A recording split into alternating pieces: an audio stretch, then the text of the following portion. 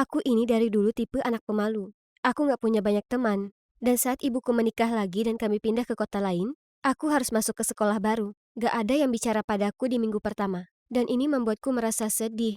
Dan lebih parahnya lagi, suami baru ibuku adalah orang yang brengsek. Aku terpaksa menderita atas perbudakan dan cemoohan. Dan terkadang, dia bahkan sengaja menyentuhku. Jadi aku mengalami kesulitan baik di sekolah dan di rumah. Aku seorang vegetarian sepanjang hidupku, dan ibu selalu menyiapkan bekal makan siangku. Ibu juga seorang vegetarian. Tapi saat dia sedang dalam perjalanan bisnis, ayah tiri baruku menawarkan untuk membuatkan makan siang. Ini aneh sekali, tapi aku tetap membawa kotak bekal yang telah disiapkannya untukku dan berangkat sekolah. Tapi saat ku buka kotak bekalku, aku hampir saja muntah. Di dalamnya terdapat ayam mentah dengan catatan bertuliskan, "Ini sudah saatnya kau tambahkan daging pada tulang belulang itu." Aku sangat kaget. Aku berlari sambil menangis. Saat ini aku cuma perlu cari angin untuk menenangkan diri lalu tiba di lapangan olahraga, di mana aku ketemu Josh dari kelas matematikaku. Dia bisa lihat aku sedang dongkol, dan nanya aku ada masalah apa. Aku ceritakan pada Josh semua tentang ayah tiriku, bagaimana dia menggodaku bahkan di depan ibuku, dan bagaimana dia memberiku ayam mentah untuk makan siang. Terus, Josh jadi marah sekali. Dia bilang, kok bisa ya semua orang tua itu kejam sekali? Dan gak mungkin aku bisa pulang dan tinggal satu atap dengan pria macam itu. Lalu dia melihatku dan berkata, mau kabur saja? Belum sempat ku jawab. Dia sudah meraih tanganku dan kami berdua berlari ke mobilnya. Kami masuk, lalu dia berkendara pergi. Dia menyuruhku tenang dan bilang ini bakalan seru. Dan aku sungguh percaya padanya.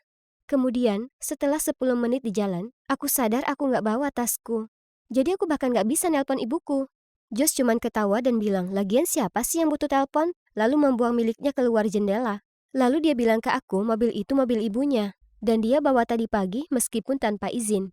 Oke, kami bakal dapat masalah besar sekarang. Aku bertanya padanya apa dia punya rencana kemana kami akan pergi. Dan dia tertawa lagi dan berkata kami ini sedang kabur. Dan itu seharusnya spontan saja. Aku gak percaya ini. Aku mulai meneriakinya kalau dia itu sangat gak bertanggung jawab. Dan aku menyuruhnya berhenti. Tapi dia nggak mau. Jadi kemudian aku berusaha meraih kemudinya.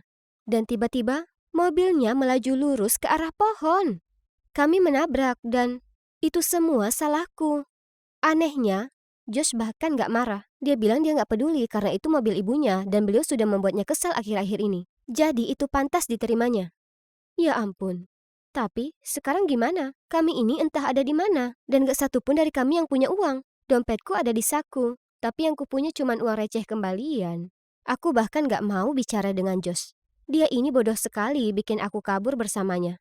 Dan aku juga sangat malu soal mobilnya. Kami mulai berjalan dan akhirnya kami melihat ada rumah di kejauhan. Lalu kami lari ke sana, berharap kami bisa menemukan seseorang untuk membantu kami. Sudah mulai gelap saat akhirnya kami sampai di pintu depan rumah itu dan tampak jelas nggak ada seorang pun di dalamnya. Aku hampir saja akan menangis dan kemudian aku dengar bunyi pecah. Josh baru saja melempar batu ke jendela dan memanjat melewatinya. Aku mulai meneriakinya, tapi dia malah nyuruh aku ikut masuk ke dalam. Aku terus bertanya bagaimana kalau pemilik rumah datang. Tapi dia bilang tempat ini terlihat terbengkalai dan dia benar. Memang iya, rumahnya sangat kotor dan baunya aneh, seperti kapur barus. Aku merasa cukup lelah, jadi aku rebahan di sofa. Aku coba untuk tidur, tapi dia menyalakan musik dan mulai menari-nari. Aku perhatikan dia dan setelah beberapa lagu, aku jadi tertawa. Dia ini benar-benar konyol. Kami memasang musiknya cukup keras, jadi kami awalnya nggak dengar. Tapi saat musik berganti, kami mulai panik. Ada orang yang masuk ke rumah. Aku mendengar mobilnya berhenti, kemudian diikuti derap langkah. Dan tanpa pikir panjang, kami memanjat keluar jendela dan langsung lari. Kami bahkan gak lihat siapa yang tinggal di sana. Kami akhirnya tidur di ladang dan rasanya dingin sekali. Aku menengok ke Josh dan memberitahunya aku kedinginan. Dan dia berbaring di sebelahku dan memelukku. Di pagi harinya saat kami terbangun, kami masih berpelukan. Dan itulah saat aku sadar betapa aku menyukainya. Dalam waktu 24 jam, dia telah berubah dari orang asing menjadi orang yang benar-benar bisa kusayangi. Tapi aku sangat lapar. Jadi kami melintasi ladang ke kota selanjutnya untuk beli sarapan. Aku raba dompetku dan menyadari ternyata tidak ada. Lalu, aku ingat. Aku meninggalkannya di sofa rumah yang baru kami masuki tadi. Ya ampun. Tidak. Aku bilang ke Josh dan dia juga mulai kebingungan. Tapi dia bilang kami nggak bisa kembali. Itu terlalu beresiko. Di sepanjang pagi itu kami berjalan dan terus berjalan. Dan entah bagaimana, kami akhirnya berjalan mengitari lingkaran besar yang membawa kami kembali ke tempat mobil tadi rusak. Di satu sisi, aku ini kelaparan dan murung. Tapi, di sisi lain, aku bersama Josh. Dan dia terus menghiburku seharian dengan leluconnya dan senyum nakalnya. Tapi, saat kami sampai di mobil, polisi sedang menunggu kami.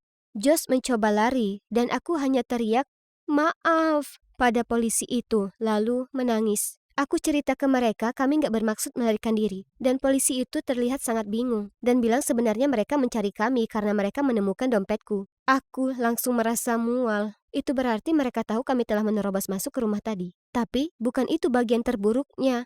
Wanita pemilik rumah yang telah kami masuki tadi telah ditemukan tewas pagi ini. Dan mereka mengira kami yang telah membunuhnya. Aku nggak percaya ini. 24 jam berikutnya sungguh mengerikan. Aku dan Josh dibawa ke kantor polisi dan dicecar pertanyaan tanpa henti. Dan kulihat seluruh hidupku berkelebat di depanku, dalam sel penjara yang sempit. Namun kemudian ada telepon masuk. Ternyata wanita itu mengalami serangan jantung. Jadi kami lolos dari jeratan. Sayangnya, gak sesederhana itu. Ibu kami datang menjemput, dan kami berdua dijatuhi hukuman 3 bulan dalam tahanan remaja karena merusak dan memasuki rumah wanita itu. Kami berdua sudah keluar sekarang. Tapi Josh gak diizinkan menemuiku. Ibunya memindahkannya ke sekolah lain, dan hal itu menyiksaku. Yang kuinginkan hanyalah menemui Josh, sehingga kami dapat bersama. Apa sebaiknya aku kabur lagi dan berusaha mencarinya?